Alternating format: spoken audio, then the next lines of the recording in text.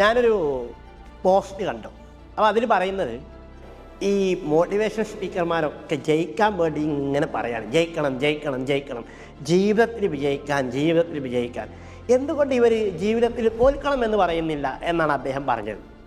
ഈ ജീവിതത്തിൽ വിജയിക്കുന്ന ആളുകളൊക്കെ തോറ്റാണ് വിജയിക്കുന്നത്. ആരും ഡയറക്റ്റ് വിജയിക്കുന്നവരില്ല. ഇപ്പം നമ്മുടെ ബിസിനസ്, നമ്മൾ എത്ര സ്ഥലത്ത് നമുക്ക് നഷ്ടം വന്നു, തുടക്കത്തിലൊക്കെ നഷ്ടമായിരുന്നു, പിന്നെയാണ് വിജയത്തിലേക്ക് വന്നത്.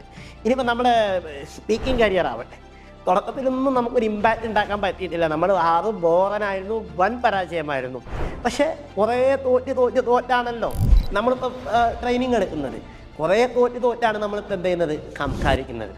ഇതേപോലെയാണ് എല്ലാ ബിസിനസ്സും. ജീവിതത്തിൽ എന്തെങ്കിലുമൊക്കെ ആയിട്ടുള്ളവർ ജീവിതത്തിൽ പലവട്ടം പല ഘട്ടങ്ങളിൽ തോറ്റവരാണ്. തോറ്റവരേ വിജയിച്ചിട്ടുള്ളൂ. പക്ഷെ വിജയിക്കുന്നതാണ് എപ്പോഴും